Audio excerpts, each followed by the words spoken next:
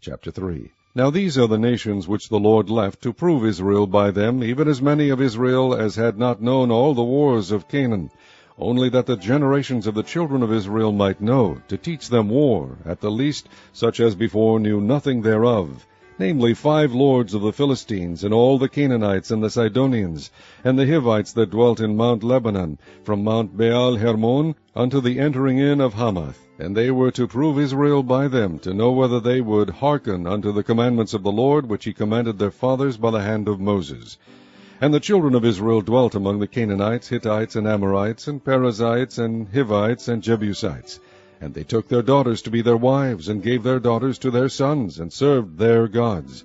And the children of Israel did evil in the sight of the Lord, and forgat the Lord their God, and served Baalim and the groves. Therefore the anger of the Lord was hot against Israel, and he sold them into the hand of Chushan-Rishathaim, king of Mesopotamia. And the children of Israel served Chushan-Rishathaim 8 years. And when the children of Israel cried unto the Lord raised up a deliverer to the children of Israel, who delivered them, even Othniel the son of Kenaz, Caleb's younger brother. And the Spirit of the Lord came upon him, and he judged Israel, and went out to war. And the Lord delivered Chushan-Rishathaim, king of Mesopotamia, into his hand. And his hand prevailed against Chushan-Rishathaim. And the land had rest 40 years. And Othniel the son of Kenaz died. And the children of Israel did evil again in the sight of the Lord. And the Lord strengthened Eglon the king of Moab against Israel, because they had done evil in the sight of the Lord. And he gathered unto him the children of Ammon and Amalek, and went and smote Israel, and possessed the city of palm trees. So the children of Israel served Eglon the king of Moab 18 years.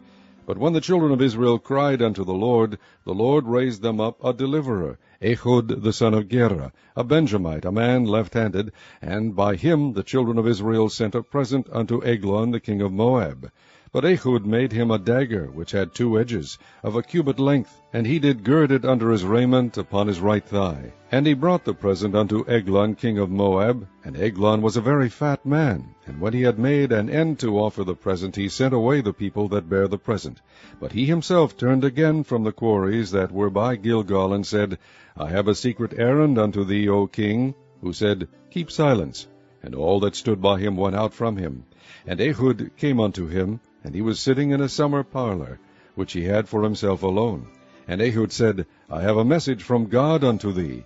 And he arose out of his seat. And Ehud put forth his left hand, and took the dagger from his right thigh, and thrust it into his belly. And the haft also went in after the blade, and the fat closed upon the blade, so that he could not draw the dagger out of his belly, and the dirt came out. Then Ehud went forth through the porch, and shut the doors of the parlor upon him, and locked them. When he was gone out, his servants came, and when they saw that, behold, the doors of the parlor were locked, they said, Surely he covereth his feet in his summer chamber. And they tarried till they were ashamed, and behold, he opened not the doors of the parlor. Therefore they took a key, and opened them, and behold, their lord was fallen down dead on the earth. And Ehud escaped while they tarried, and passed beyond the quarries, and escaped into Seirath. And it came to pass, when he was come, that he blew a trumpet in the mountain of Ephraim, and the children of Israel went down with him from the mount, and he before them. And he said unto them, Follow after me, for the Lord hath delivered your enemies, the Moabites, into your hand. And they went down after him, and took the fords of Jordan toward Moab, and suffered not a man to pass over. And they slew of Moab at that time about 10,000 men, all lusty, and all men of valor, and there escaped not a man. So Moab was subdued that day under the hand of Israel, and the land had rest 80 years. And after him was Shamgar the son of Anath, which slew of the Philistines 600 men with an ox goad, and he also delivered Israel. Chapter 4. And the children of Israel again did evil in the sight of the Lord, when Ehud was dead, and the Lord sold them into the hand of Jabin king of Canaan, that reigned in Hazor, the captain of whose host was Sisera, which dwelt in Harosheth of the Gentiles. And the children of Israel cried unto the Lord, for he had 900 chariots of iron, and 20 years he mightily oppressed the children of Israel.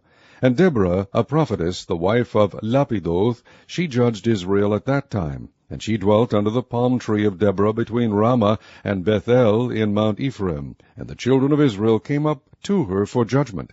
And she sent and called Barak the son of Abinoam out of Kadesh Naphtali, and said unto him, Hath not the Lord God of Israel commanded, saying, Go and draw toward Mount Tabor, and take with thee 10,000 men of the children of Naphtali, and of the children of Zebulun? And I will draw unto thee to the river Kishon Sisera, the captain of Jabin's army, with his chariots and his multitude, and I will deliver him into thine hand. And Barak said unto her, If thou wilt go with me, then I will go, but if thou wilt not go with me, then I will not go. And she said, I will surely go with thee, notwithstanding the journey that thou takest shall not be for thine honor, for the Lord shall sell Sisera into the hand of a woman. And Deborah arose and went with Barak to Kadesh. And Barak called Zebulun and Naphtali to Kadesh, and he went up with 10,000 men at his feet. And Deborah went up with him. Now Heber the Kenite, which was of the children of Hobab, the father-in-law of Moses, had severed himself from the Kenites, and pitched his tent into the plain of Zeanaim, which is by Kadesh. And they shewed Sisera that Barak the son of Abinoam was gone up to Mount Tabor. And Sisera gathered together all his chariots, even 900 chariots of iron, and all the people that were with him, from Harosheth of the Gentiles unto the river of Kishon. And Deborah said unto Barak, Up, for this is the day in which the Lord hath delivered Sisera into thine hand. Is not the Lord gone out before thee? So Barak went down from Mount Tabor, and 10,000 men after him. And the Lord discomfited Sisera, and all his chariots, and all his host, with the edge of the sword before Barak, so that Sisera lighted down off his chariot, and fled away on his feet. But Barak pursued after the chariots, and after the host, unto Harosheth of the Gentiles, and all the host of Sisera fell upon the edge of the sword, and there was not a man left. Howbeit Sisera fled away on his feet to the tent of Jael, the wife of Heber the Kenite, for there was peace between Jabin the king of Hazor, and the house of Heber the Kenite. And Jael went out to meet Sisera, and said unto him, Turn in, my lord, turn in to me, fear not. And when he had turned in unto her into the tent, she covered him with a mantle. And he said unto her, Give me, I pray thee, a little water to drink, for I am thirsty. And she opened a bottle of milk, and gave him drink, and covered him. Again he said unto her, Stand in the door of the tent, and it shall be, when any man doth come and inquire of thee, and say, Is there any man here? That thou shalt say, No. Then Jael, Heber's wife, took a nail of the tent, and took an hammer in her hand, and went softly unto him, and smote the nail into his temples, and fastened it into the ground, for he was fast asleep and weary. So he died. And behold, as Barak pursued Sisera, Jael came out to meet him, and said unto him, Come, and I will shew thee the man whom thou seekest.